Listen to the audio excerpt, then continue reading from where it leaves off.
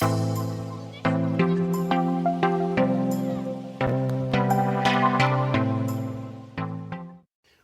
back to another episode of BBP News. I am Chris Baker. Nick Rod is off today. To get right into the weather like tradition, in Los Angeles, California, it is mostly sunny, 80 degrees with a sunny weekend. In Houston, Texas, it is sunny, 83 with a partly cloudy weekend. In Chicago, it is mostly sunny, 77, partly cloudy weekend ahead. And in New York City, it is raining today with a high of 75 and a mostly sunny weekend. So I don't know about you, but I am certainly glad Friday's here. I don't know why, it's felt like a very long week to me.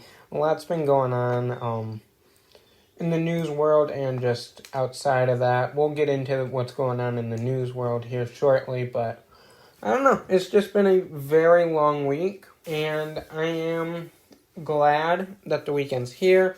This weekend I hope to be able to relax and just sit back and enjoy we're in fall now, but there's always those few weekends left of fall weather where it's bearable. You can still get some yard work and things like that done before it gets too cold. But besides that, I have really nothing to say besides we have a nice weekend coming up here where I live. I'm looking forward to relaxing, doing things like that. But, I would usually ask Nick how he's doing, but obviously Nicholas isn't here. But I do have to ask a favor from all of you. Me and Nick, for our Zoom debate Monday morning, we're going to be talking about fall desserts. Everyone has their favorite fall dessert, whether it's the apple cider donuts, the apple pie, anything pumpkin, because if you like pumpkin, you like pumpkin and everything, my opinion is. Or something else. Head over to Twitter. We have a poll up pinned to our profile right now, and tell us, what is your favorite dessert for the fall time? Me and Nick will be discussing that. He'll be telling us his favorite. I'll be telling you my favorite. And we'll discuss the results of the poll, whether we weren't surprised or if we were surprised by it. So make sure you head over to Twitter and vote on that so you can have your input added to Monday morning show. And if you like something else, tell us in the comments. What's your favorite fall dessert? Because I'm genuinely curious. What is everyone's favorite fall dessert? Because I feel like not everyone will ever agree on this. Some people love pumpkin. Some people hate it with a burning passion. And same with apple pie and apple cider donuts. I feel like it's not, you kind of like it or you kind of don't. It's either you love it or you hate it. So now that I've asked you and pretty much begged you to head over to Twitter and vote on our poll, let's get into the news since I don't have Nick here to ask him how he's doing. So we got an answer last week on the possibility of a COVID-19 booster shot and when it will be made available to the general public. The independent advisory panel met to discuss the Pfizer Vaccine booster application for those who are over the age of 16. The FDA fully approved the vaccine on August 23rd for those who are confused about the approval and the renaming of the vaccine. Me and Nick actually detailed the approval letter a few weeks ago back in an episode. I believe it was a Monday morning. The advisory panel discussed all the available data. You can access the data they used on FDA.gov. After reviewing all the data, the advisory panel delivered a recommendation on whether boosters should be used. From this recommendation, the FDA and CDC now get to decide if they approve this recommendation or not, and the meeting went from 8:30 a.m. until about 3:45 p.m. You had the opportunity to watch the whole thing live Friday morning like me and Nick told you in Rapid News from Friday's episode. And the independent panel ruled yes and no when it comes to the need for a COVID-19 booster shot. The advisory panel voted no to recommend a COVID-19 booster shot for everyone, but they are recommending the shots for everyone age 65 or higher or at high risk of severe disease or have a job that puts them at risk of getting COVID-19. This recommendation is made under the emergency use authorization and could be administered 6 months after full vaccination is reached. It is important to note that just because the Pfizer booster shot is a no for now doesn't mean it's a no forever. It could be changed later on if the Pfizer decides to refile paperwork and have the independent advisory panel review it again. This is the first step in the process that the FDA and CDC both need to sign off on the recommendations that were made by the panel. The FDA and CDC have the right to deny or approve what the panel decided on, and the decision came in a public hearing like I just told you, and if you missed it, you can watch the full hearing on the FDA's website and YouTube page. The overwhelming vote to deny boosters to the general public was 16-2, and the vote for age 65 and older or those at risk of severe disease or working in dangerous jobs where they could be exposed to COVID-19 was 18-0. This is a huge blow to the White House and the president's plan that they expected boosters to be made available for everyone this past week. The president did say that this was all dependent on the FDA's and CDC's decision, and now we know the FDA's decision on boosters for Pfizer. We still don't know about Moderna or Johnson & Johnson, the possibility of boosters from them. A federal district court ruled last week a Trump-era immigration policy, which President Biden decided to continue, must stop for now. This policy is known as Title 42, and what it did was expel immigrants at the border before they can apply for asylum to slow the spread of COVID-19 in holding facilities. President Biden controversially decided to keep this policy in place, and a federal court judge in Washington, D.C. sided with the migrants, saying the way the policy is implemented legally, COVID-19 isn't a good enough excuse to deny entry since they have plenty of ways the U.S. government can limit the spread of COVID-19 in their facilities. This allows migrant families to be exempt from Title 42 with children, and it has always been this way. Title 42 policy can be applied to single migrants, and the Trump administration, under the authority of the CDC, started Title 42 in March of 2020 to try and slow the spread of COVID-19. Since Title 42 has been extended repeatedly by both the Trump and Biden administrations, they have almost turned away 1 million migrants coming into the U.S. since this policy was put in place back in March of 2020. The ruling is a huge time saver for migrants and asylum seekers who has said Title 42 is unlawful and inhumane and not justified by public health. The judge's ruling today to stop the use of Title 42 from migrant families takes effect in 14 days, and it is unclear if the Justice Department will repeal this ruling. More than half of American school districts are reporting school districts have availability for drivers are down 51%. During the pandemic, many drivers chose to retire and now say they are too scared to be driving the school bus back and forth due to COVID-19. In Massachusetts, the National Guard were deployed to drive buses, and Pennsylvania is also considering to do the same thing. Parents are having to order Ubers and Lyfts for their children to get to school every day, costing them a lot of money.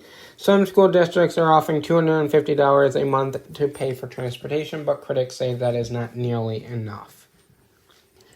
Looking at travel ahead of this holiday season, starting in November, international travelers will once again be able to enter the United States, but there are requirements that they need to follow. And there are some pretty strict requirements that the White House announced earlier this week. They are lifting the travel ban starting in November. However, those foreign travelers who are traveling into our country must show proof of vaccination and a COVID-19 test within 3 days of travel to be allowed into the United States. Of course, masking and social distancing will also be required, but there is no quarantine mandate.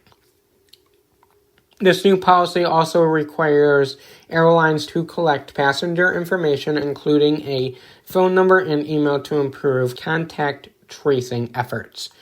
Now, unvaccinated Americans who are traveling to come back home will still be allowed into the country, but however, if you are a U.S. citizen and unvaccinated, you need to test within 1 day of departure, and once again after you are negative when you arrive back into the United States. The CDC and the State Department are releasing more guidance soon, and once that information is out, we will be sure to report on that so all you know ahead of your travel plans. Now, switching gears into looking at Capitol Hill. Democrats versus Republicans, progressives versus moderates, infrastructure, immigration, and a government shutdown eventually looming above. This is all the events going on in Washington, D.C. currently.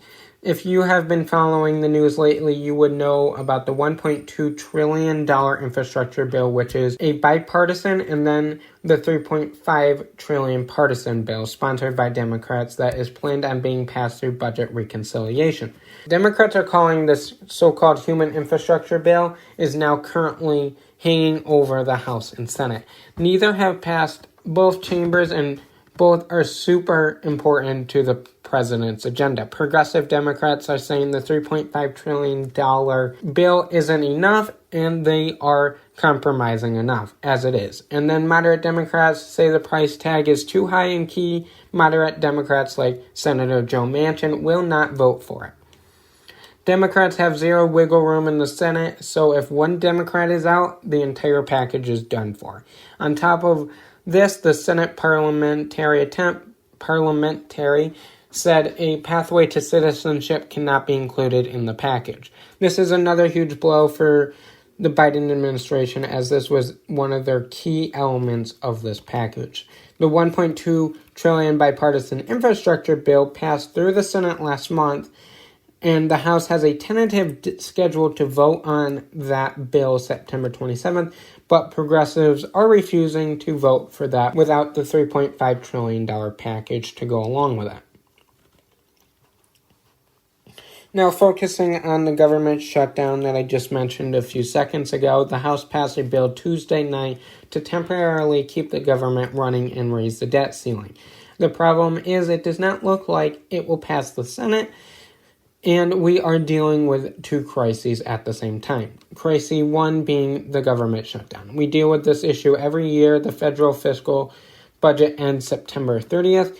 And if Congress doesn't either pass a budget, which is 100% certain not going to happen, or pass a continuing resolution to temporarily keep the government funded while they figure out a budget.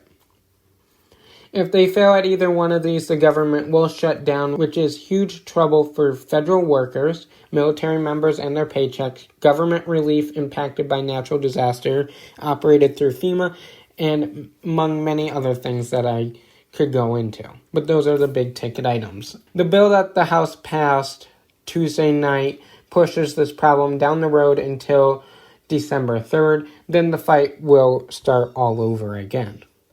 The second crisis being the government is risking defaulting on our national debt. The government works just like everyone else, and they have a certain amount of money to spend, and during the last year, we all have spent a lot more money than we typically do. Just like the government, they spent more money than normally do on the COVID-19 pandemic. And the easiest way for me to explain this is every month, most Americans have a monthly budget of, I get paid $2,000 a month. $1,000 is going to my rent. $200 for my car, maybe. Just throwing that out there. They have a budget, and then they have a certain amount of money that's set aside to go into savings. Well, let's say your car breaks down. You need to have that repaired. So you put that on your credit card. Your car is repaired. And then your hot water tank in your house goes, and you need to pay for that. Well, you might not have enough money on hand to pay for that, and in order for you to not default on your bills, you need to get creative on how you are going to pay back your debt. And just like during the pandemic, many people called their credit card company to increase their credit limit so you can pay for your car repair and your new hot water tank that just blew. And this is if you're like the government, you have a great credit score and you were able to get the credit line to be extended. Then once the credit limit is increased, that doesn't mean you can spend extra money. That just means you get more money to pay back the bills you have racked up. The U.S. government has an excellent credit rating and always pay their bills, but a century ago, Congress put a limit on the amount of money we could borrow to pay our obligation, and this is most commonly known as the debt ceiling. In order to not default on our debt, Congress must pass a bill to raise the debt ceiling, which has been done more than 75 times in the last 50 years. In order to not default on our debt, Congress must pass a bill to raise the debt ceiling, which has been done more than 75 times in the last 50 years. The last time the debt ceiling was raised was when President Trump was in office, and if we default, the U.S. government might not be able to pay our obligations like SSI payment, veteran benefits, and salary benefits for federal employees in the military, just to name a few. Then the financial chaos that would ensue in the U.S. and in the world markets. If we default, it will cost the government more money to borrow in the future, and Republicans say that they may be open to passing a continuing resolution to temporarily keep the government funded, but they are not going to raise the debt ceiling. Moving on to the Gabby Petito case that has been gaining national attention. The hunt for Brian Laundrie is continuing in the Florida Reserve. Dozens of officers from multiple agencies have been searching the park using ATVs, dogs, and drone operators along with helicopters. Gabby Petito and Brian Laundrie left for their cross-country road trip in mid-June, but there were signs of trouble from what appeared to be a picture-perfect couple. On August 12th, police in Moab, Utah pulled them over for getting calls about domestic abuse. Officers' body footage showed the emotional aftermath. Petito admitted to hitting Laundrie and saying he refused to let her in the van. Police report says both agreed that it was a mental health break needed, and Laundrie returned to Florida on September 1st without Gabby. A search warrant reveals that multiple texts to her mother in which there appeared to be more than tension between Laundrie. Petito's final text on August 27th made an odd reference to her grandfather that the same day her van was spotted in Wyoming, and the footage from the couple driving that was caught on footage by a couple driving through that helped investigators lead them to her body. Earlier on in the investigation, the parents gave information in a piece of Laundrie's clothing to help canines track him down, but the FBI is asking for your help to find him. If you have any information about his whereabouts, you can call 1-800-225-5324. That number, again, is 1-800-225-5324, and the number will be down in the show notes. Getting into rapid news, former President Trump is suing his niece Mary Trump for over $100 million. For more information on that, check my Medium article that is on Medium right now.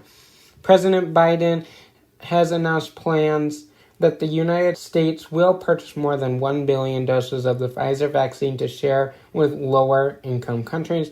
This is more than double the original purchase plan.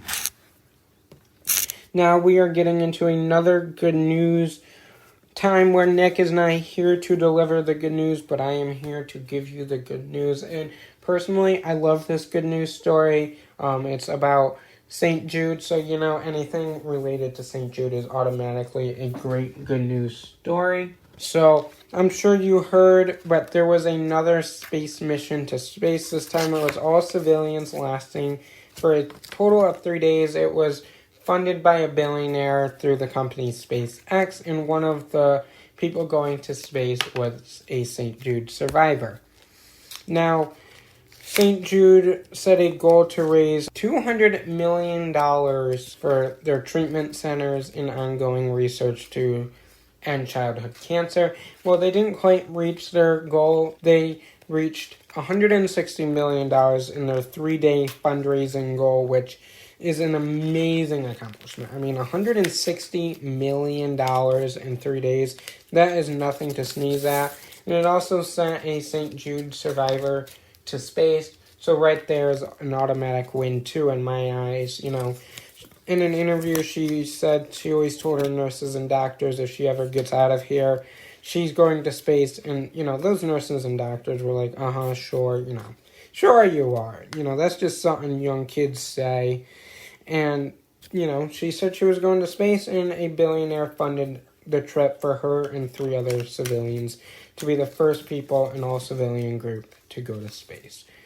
That is the good news story today. $160 million raised for St. Jude. I think it's an excellent good news story, and I think our good news king, Nick, will approve of this good news story. He will have to let us know Monday morning if he approves of my good news story or not. But that is the end of this Monday morning news episode. Make sure you follow us on Twitter for the latest 24 hours breaking news so you are always in the know. Check out our latest Medium articles. We always discuss different topics than what we discuss here on the podcast. Or in some cases, we dive deeper into stories that we have discussed here on the podcast. But until Monday morning, everyone have a great weekend and see you Monday. Bye.